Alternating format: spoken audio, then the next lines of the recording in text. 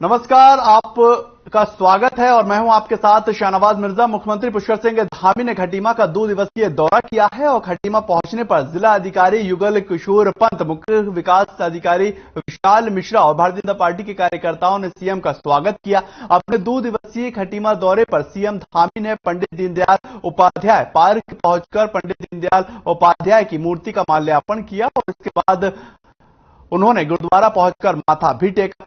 और आपको बताएं कि डेरा कार सेवा पहुंचकर बाबा हरवंश सिंह और बाबा फौजा सिंह तथा बाबा टहल सिंह की श्रद्धांजलि सभा में शिरकत की और गुरुद्वारा प्रबंधक कमेटी ने सीएम को सरोपा भेंट कर उनका स्वागत भी किया। मुख्यमंत्री पुष्कर सिंह धामी ने कहा कि बाबा टहल सिंह, हरवंश सिंह तथा पूजा सिंह ने स्वयं कटाक्ष सहकर भूखे प्यासे रहकर गरीब दीनदाही लोगों की भलाई के लिए कार्य किया है और इसी के साथ सीएम धामी ने नानमता शहर का नाम श्री नान कमता साहिब करने की घोषणा कर दी है और ये कहा कि श्रद्धालुओं और पर्यटकों की सुविधा के लिए नान कमता में हेली सेवा शुरू करने की सेवाओं पर विचार किया जा रहा है।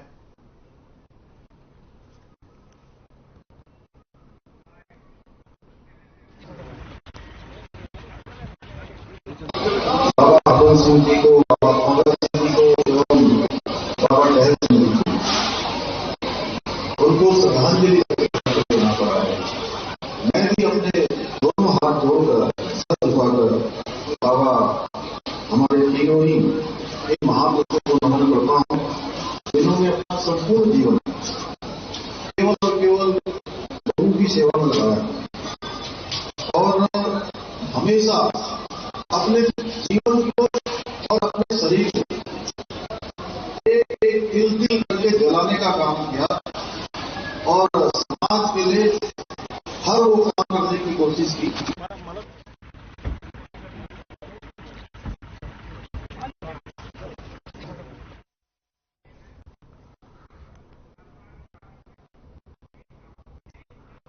भारतीय जनता पार्टी के वरिष्ठ नेता प्रमोद हल्द्वानी पहुंचे और इस दौरान उन्होंने कहा कि उत्तराखंड में जब से धाकड़ धामी ने कमान संभाली है तब से लगातार विकास की बयार बहती हुई नजर आ रही। मुख्यमंत्री पुष्कर सिंह धामी उत्तराखंड के हित को देखते हुए कड़े से कड़े निर्णय लेते नजर आ रहे हैं और प्रमोद ने यह भी कहा कि विपक्ष दल भर्ती घोटाले को लेकर मुख्यमंत्री को लगातार घेरने का प्रयास भले ही कर रहा हो, लेकिन ये पुष्कर सिंह धामी है, इनके द्वारा भर्ती घोटाले में शामिल लोगों की जांच के आधार पर सलाखों के पीछे भेजने का कार्य किया है और आगे भी जो गुनहगार होगा उसको सलाखों के पीछे भेजने का कार्य सरकार करती रहेगी।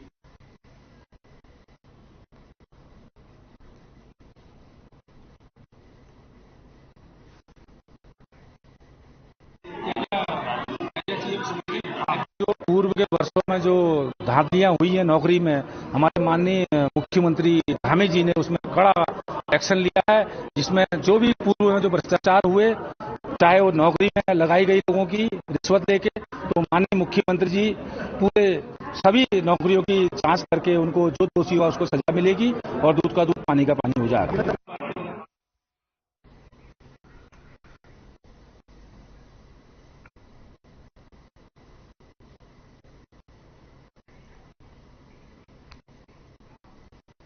एक बड़ी खबर ऋषिकेश से आ रही। अंकिता भंडारी के परिवार का बयान आया, अंतिम संस्कार से इनकार किया गया, दोबारा पोस्टमार्टम की मांग जो है वो परिवार करता हुआ नजर आ रहा है। पोस्टमार्टम के बाद क्रियाकर्म जो है वो होगा, इसको लेकर फाइनल रिपोर्ट के बाद ये किया जाएगा। ये बड़ी खबर आपको बता रहा है, पोस्टमार्टम के बाद क्रियाक्रम जो है वो किया जाएगा और बड़ी अपडेट, बड़ी जानकारी जहां पर ऋषिकेश से अंकिता भंडारी के परिवार का बयान आया, अंतिम संस्कार से इनकार कर दिया गया है और दोबारा पोस्टमार्टम की मांग जो है वो पीड़ित परिवार करता हुआ नजर आ रहा है। पोस्टमार्टम के बाद आगे की कार्रवाई की जाएगी। परिवार ने साफ तौर पर कहा कि जो अंतिम संस्कार है वो दोबारा पोस्टमार्टम हो उसके बाद किया जाएगा। बड़ी जानकारी, बड़ी अपडेट आपको दे रहा है ऋषिकेश से, जहां पर अंकिता मर्डर को लेकर धामी गवर्नमेंट सक्रिय भूमिका तो निभा रही, लेकिन परिवार वाले जो है वो साफ तौर पर ये कह रहे हैं कि पोस्टमार्टम दोबारा होगा और दोबारा उसकी जांच होनी चाहिए,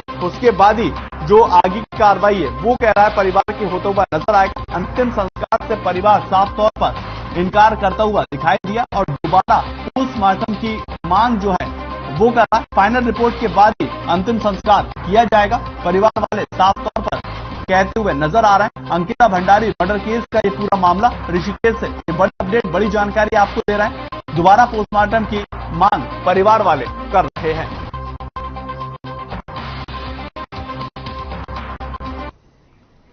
प्रदेश के अंदर अंकिता भंडारी हत्याकांड का मामला लगातार गर्माता हुआ नजर आ रहा है और अंकिता के पोस्टमार्टम के बाद उसके परिजनों ने उसके अंतिम संस्कार का विरोध करते हुए प्रदेश सरकार की कार्यप्रणाली पर ही अब सवालिया निशान खड़ा कर दिया है। वहीं इस पूरे मामले में विपक्ष ने भी प्रदेश सरकार पर सबूत मिटाने का आरोप लगाते हुए कहा कि इस घटना ने निर्भया कांड की याद ताजा करवा दी है और अंकिता हत्याकांड के सबूत मिटाने के प्रयास किए जा रहे हैं। विपक्ष के बयान पर भारतीय जनता पार्टी के प्रदेश मीडिया प्रभारी ने तंज कसते हुए कहा कि अपनी सरकार के दौरान कांग्रेस ने किस तरह से घटनाओं के कई साक्ष्य मिटाए हैं और कई घटनाओं में रिपोर्ट तक दर्ज नहीं की थी। भारतीय जनता पार्टी के मीडिया प्रभारी ने कहा कि प्रदेश के मुख्यमंत्री ने स्पष्ट तौर पर यह कहा कि अपराधियों को कड़ी से कड़ी सजा दी जाएगी और उसी के कार्य को लेकर जो गवर्नमेंट है वो आगे बढ़ रही है।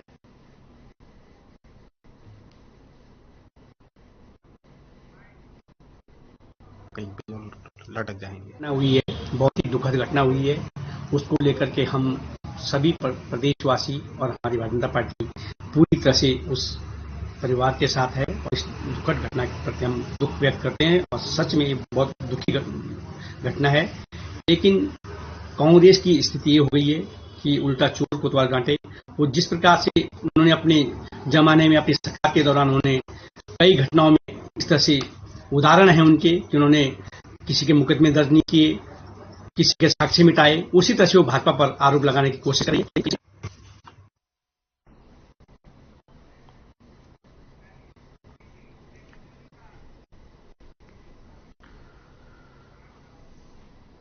महंत इंद्रीश अस्पताल के अंदर संदिग्ध परिस्थितियों में एक महिला उषा देवी की मौत हो गई है और उषा देवी हॉस्पिटल में करीब 1 महीने से पैर में आई चोट का इलाज करवा रही थी और इसकी वजह से अस्पताल में उनका ऑपरेशन भी किया गया। लेकिन ऑपरेशन के बाद महिला की मौत की खबर निकलकर अब सामने आई है और परिजनों ने अस्पताल प्रशासन पर महिला के शरीर के अंग निकाले जाने और लापरवाही का आरोप लगाते हुए हॉस्पिटल के गेट पर धरना भी दिया। वहीं इस पूरे मामले में अस्पताल प्रशासन का यह कहना है कि उषा देवी की मौत हार्ट अटैक से हुई है और महिला के शव के पोस्टमार्टम के लिए भी भेज दिया गया है। कुछ डॉक्टरों ने किया या इतने अनजान डॉक्टर थे कि जिनको इतनी जानकारी नहीं थी कि पैर का इलाज चलना था और इनको पूरी बॉडी काटी गई, फाड़ी गई, जिससे साफ जाहिर होता है कि इनके बॉडी के साथ कुछ नहीं।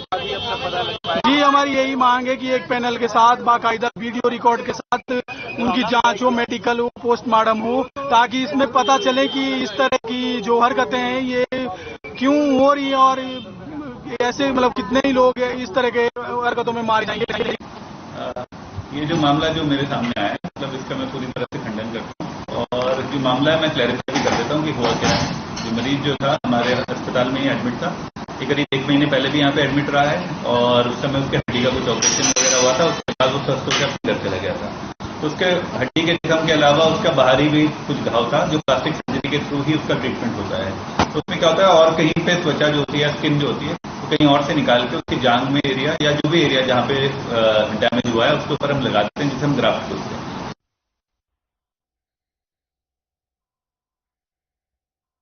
चुनाव की तैयारियों की जानकारी देते हुए हरिद्वार के एडीएम ने कहा कि चुनाव को लेकर सारी तैयारियां की जा चुकी हैं और किसी भी तरह की कोई भी कमी ना हो उसको लेकर कार्य किया जा रहा, जिससे किसी भी पीठासीन अधिकारी और उसके साथियों के साथ किसी प्रकार की कोई दिक्कत का भी सामना न करना पड़े। सभी अधिकारियों को शांतिपूर्ण चुनाव संपन्न कराने के साथ सख्त दिशा निर्देश दिए गए। हालांकि खराब मौसम की वजह से कुछ दिक्कतों का सामना करना पड़ रहा, लेकिन इसके बावजूद भी चुनाव अधिकारियों के समय से बूथ पर पहुंचने की कोशिश लगातार जारी है।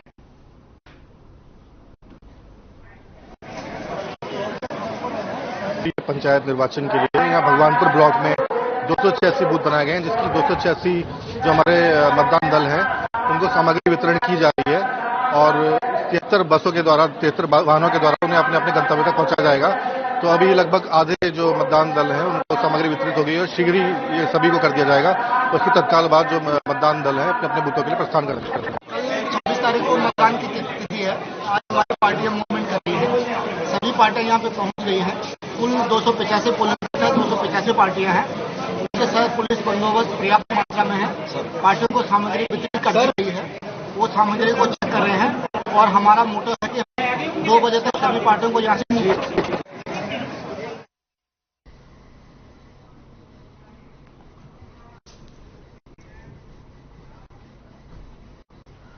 मंगलौर में गुड़ मंडी में होने वाले ग्राम पंचायत चुनाव के लिए पोलिंग पार्टियां मतदान केंद्र के लिए रवाना हो चुकी हैं और चुनाव को ध्यान में रखते हुए प्रशासन अधिकारियों ने सभी पोलिंग बूथ और मतदान स्थल का निरीक्षण किया। मंगलौर के सीओ पंकज कुमार गैरोला ने बताया कि ग्राम पंचायत चुनाव को लेकर पुलिस प्रशासन ने तैयारियां पूरी कर ली हैं। अगर चुनाव में कोई भी गड़बड़ी करता है तो उसके खिलाफ सख्त कानूनी कार्रवाई की जानी। पंचायती चुनाव की शांतिपूर्ण तरीके से संपन्न कराने के लिए संवेदनशील और अति संवेदनशील पोलिंग बूथों पर अतिरिक्त फोर्स और सीसीटीवी कैमरे की व्यवस्था की गई और साथ ही ड्रोन से भी निगरानी रखी जाएगी।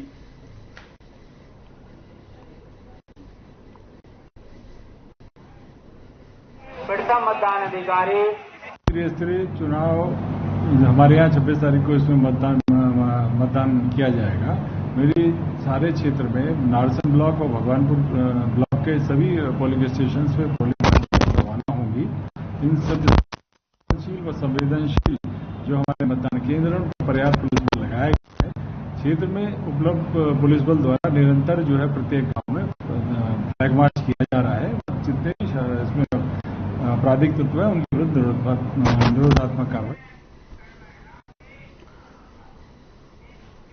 तो वहीं पर भारतीय जनता पार्टी ने 17 सितंबर से 2 अक्टूबर तक पूरे देश के अंदर सेवा पखवाड़ा मनाया जा रहा है और उसी के तहत हल्द्वानी में भारतीय जनता पार्टी की ओर से तमाम कार्यक्रमों का आयोजन किया गया। सेवा पखवाड़ा के तहत भारतीय जनता पार्टी के नेताओं ने दिव्यांगों को कृत्रिम अंग देने का कार्यक्रम किया गया और स्वच्छता अभियान और वृक्षारोपण का भी कार्यक्रम किया गया। हल्द्वानी में लोगों के लिए निःशुल्क स्वास्थ्य शिविर का आयोजन हुआ है। इसमें बड़ी संख्या में लोगों ने अपनी जांच करवाई और पूर्व मंत्री प्रकाश हरबोला ने यह बताया कि निःशुल्क चिकित्सा शिविर में अपनी सेवाएं देने के लिए कई डॉक्टर मौजूद रहे।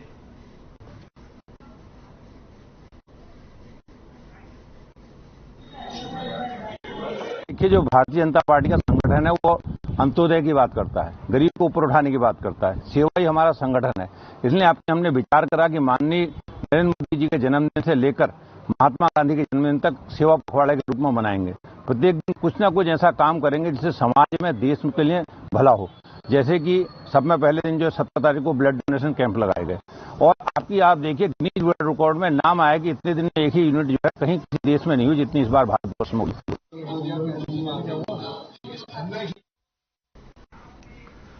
देहरादून के टपकेश्वर महादेव मंदिर में विश्व हिंदू परिषद बजरंग दल ने पीड़ित पक्ष अमावस्या के अवसर पर देश सेवा और धर्म के लिए अपना बलिदान देने वाले बलिदानों का तर्पण किया है और जिला देहरादून उत्तर के अध्यक्ष आलोक कुमार सिन्हा और जिला मंत्री श्याम शर्मा ने इस तर्पण को संपन्न कराया। तर्पण की जानकारी देते हुए जिला अध्यक्ष आलोक कुमार सिन्हा ने कहा है कि विश्व हिंदू परिषद बजरंग दल प्रत्येक वर्ष राष्ट्र और धर्म की रक्षा के लिए अपने प्राणों की आहुति देने वाले बलिदानों का पितृपक्ष माह के अंतिम दिन तर्पण कर उन्हें नमन किया जाता है।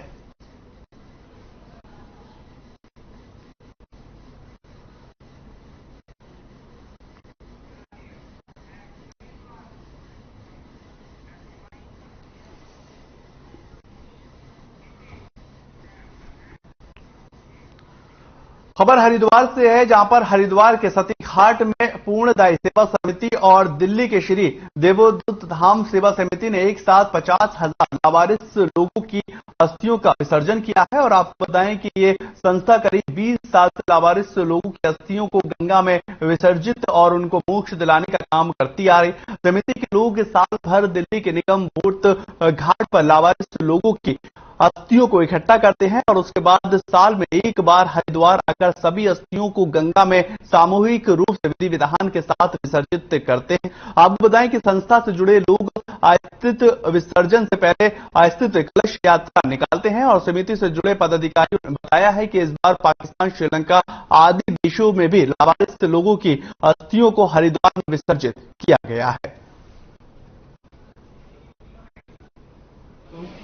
हम पिछले 20 वर्ष लाते हमारा 21वां वर्ष है और 21वें वर्ष में हमने 1,55,000 55,486 लोगों की अस्थियां हमने परवाह की हैं और बिल्कुल विधिवत तरीके से वैदिक रीति से हम इनको लेके चलते हैं, दिल्ली से इनको लेकर चलते हैं। अब पूरे भारत से नहीं, हम विदेशों से भी, पाकिस्तान से भी हम 135 लोगों के अस्थि कलश लाए थे।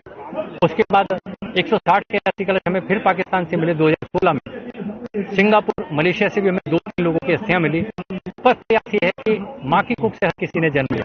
पिछले 21 वर्षों से लावारिस अस्थियां जो पूरे देश भर से आ रही हैं, पाकिस्तान से आई है, दूसरे अन्य देशों से भी आई है, उन अस्थियों का विधि पूर्वक दूध की धारा के साथ 100 किलो दूध की धारा के साथ में करते आ रहे हैं, पूरे विधि विधान के साथ। श्री रविंद्र शर्मा जी है वो भी। लखनऊ से आया एक श्रद्धालु टनकपुर शारदा घाट पर अचानक बेहोश हो गया और वहीं मौके पर मौजूद लोगों ने बेहोश हुए व्यक्ति पर पानी के छींटे मारकर उसे होश में लाया गया। आपको बताएं कि कल रात से ही हो रही बारिश के चलते टनकपुर में जल जीवन अस्त व्यस्त हो चुका है और वहीं पूर्णगिरी मार्ग भटनागढ़ में भारी मलबा और किरोड़ा नाले के उफान के चलते पूर्णगिरी मार्ग को बंद कर दिया गया है।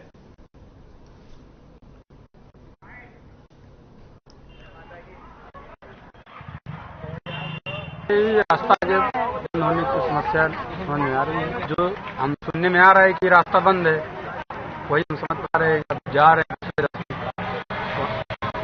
यहाँ तो कुछ नहीं खाने पीने के लिए, न पानी की व्यवस्था, न खाने की व्यवस्था। जंगल में लोग खड़े हैं।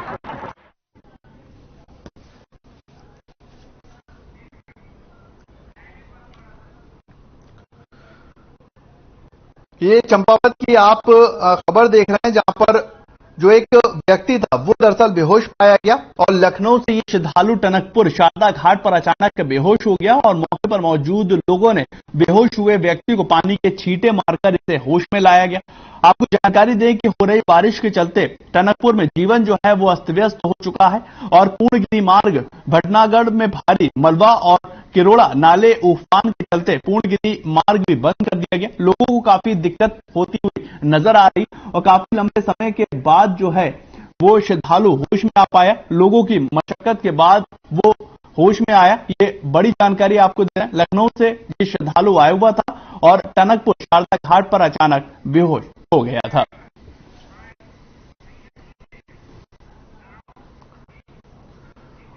उत्तराखंड के ऋषिकेश के एक रिजॉर्ट में बतौर रिसेप्शनिस्ट काम करने वाली 19 साल की अंकिता हत्या मामले में एडिशनल एसपी पौड़ी का एक बयान निकलकर सामने आया है। तो दूसरी ओर क्रिमिनल मामलों के विशेषज्ञों का कहना है कि रिजॉर्ट पर बुलडोजर चलाने से केस पर आरोपियों को कोई फर्क नहीं पड़ेगा। धारा 27 के तहत आरोपियों की निशानदेही पर बॉडी रिकवरी की गई, जहां आरोपियों ने बताया कि बॉडी नहीं मिली तो केस कमजोर होता है। और इसी बीच प्रारंभिक पोस्टमार्टम रिपोर्ट में अंकिता के शरीर पर चोट के निशान भी मिले और पानी में डूबने से उसकी मौत हुई है। अब इस पूरे मामले को लेकर जांच एसआईटी की टीम कर रही है।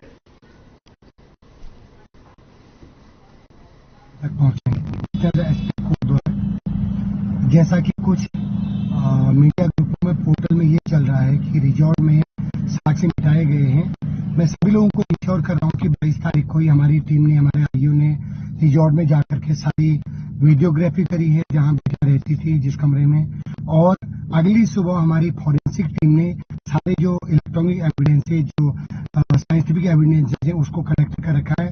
कहीं किसी भी प्रकार का कोई एविडेंस डिस्ट्रॉय नहीं हुआ और हमारे पास पर्याप्त साक्षी हैं जिससे हम अपराधियों को उनके।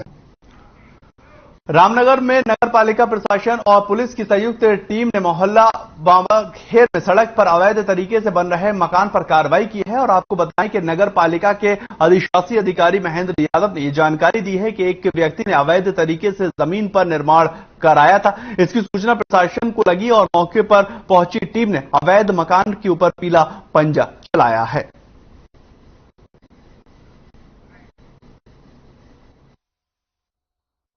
श्री जमील मियां नाम के एक व्यक्ति द्वारा, भवन स्वामी द्वारा बंबा घेर स्थित सड़क पर 3 बाई 20 फीट का अतिक्रमण किया गया था। कल शिकायत प्राप्त हुई थी तो मौके पर हम लोग उसको हटाने के लिए गए।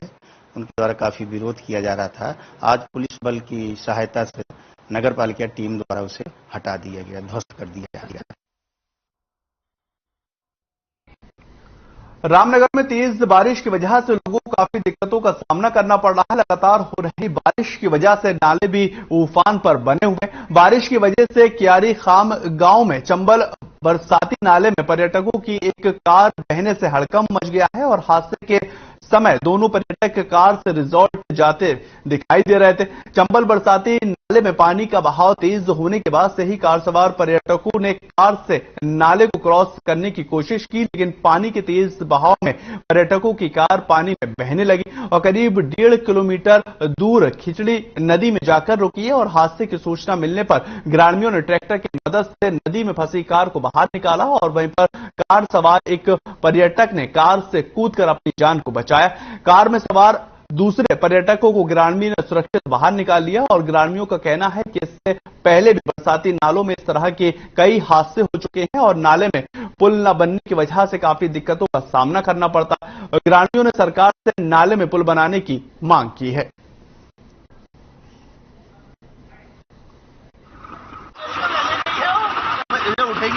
आज एक कियारी खाम के चंबल नाले में एक कार बही है, जो भाई कई बार शासन प्रशासन और ग्रामीणों के द्वारा अवगत भी करा गया है कि पानी के बहाव को देखकर गाड़ी डालें, लेकिन फिर भी लोग जानबूझ के अपनी मौत पे लगाते हैं। लेकिन शुक्र की बात है कि ग्रामीणों ने उसको सुरक्षित निकाल दिया और कार भी निकालने के लिए ट्रैक्टरों से निकाल रहे हैं।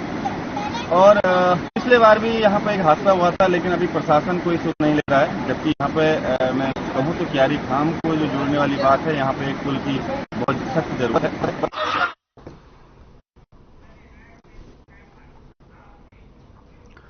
उत्तराखंड विधानसभा में हुई बैकडोर भर्तियों को लेकर विधानसभा अध्यक्ष ने एक बड़ा फैसला लिया है। आपको बताएं कि बीते दिनों विधानसभा में भर्तियों को रद्द कर उत्तराखंड के लोगों को एक बड़ा संदेश देने का काम किया गया। दूसरी ओर विधानसभा अध्यक्ष ने कहा कि विधानसभा में जो भी नियुक्तियां की जाएंगी उसे पूरी पारदर्शिता के साथ किया जाएगा और साथ ही साथ विधानसभा में भर्तियां जरूरत के हिसाब से की जाएंगी। परीक्षा प्रतियोगिता का आयोजन किया जाएगा। वहीं कांग्रेस के द्वारा लगातार बढ़ाए जा रहे सवाल पर जो कांग्रेस पार्टी सवाल उठा रही है, उसके जवाब में विधानसभा अध्यक्ष ने यह साफ किया है कि 2016 से पहले जो भर्तियां हुई हैं वो लोग परमानेंट हो चुके हैं और इस पर जल्द कोई निर्णय नहीं लिया जा सकता।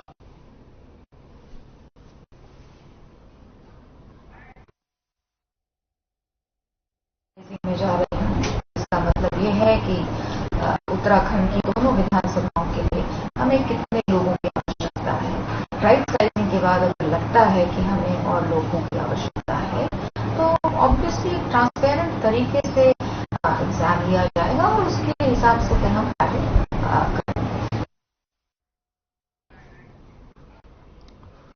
रुड़की के एक होटल में हरिद्वार से सांसद रमेश पोखरियाल निशंक ने प्रेस कॉन्फ्रेंस करी है और इसी दौरान निशंक ने हरिद्वार में पहली बार भारतीय जनता पार्टी के बोर्ड बनने का दावा भी किया। निशंक ने कहा है कि भारतीय जनता पार्टी पहली बार हरिद्वार में मजबूत बोर्ड बनाने जा रही है और लोगों के मन में भारतीय जनता पार्टी को लेकर उत्साह भी है। उन्होंने आगे कहा कि पिछले दिनों भीम आर्मी के प्रदेश अध्यक्ष, बीएसपी के पूर्व प्रदेश अध्यक्ष, पूर्व सांसद और बीएसपी से विधानसभा चुनाव लड़े नेता सहित तमाम लोग भारतीय जनता पार्टी में शामिल हुए हैं और उससे ये पता लगता है कि लोगों ने केंद्र और राज्य में भारतीय जनता पार्टी की सरकारों के काम पर मोहर लगाई। लोगों का ये विश्वास है कि केवल भारतीय जनता पार्टी की सरकार ही है जो राज्य और देश को बेहतर चला सकती है और भारतीय जनता पार्टी के नेतृत्व पर प्रदेश और देश लगातार आगे बढ़ रहा है।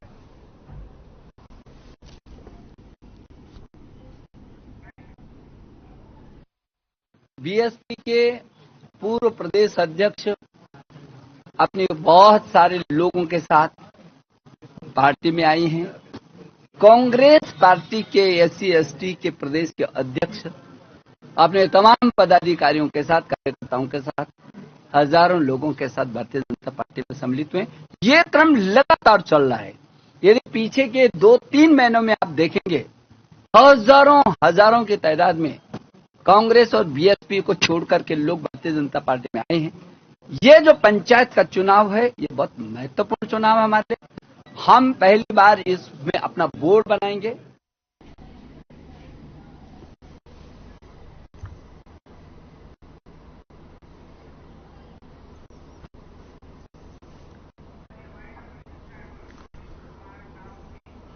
फिलहाल इस बुलेटिन में इतना ही। नमस्कार।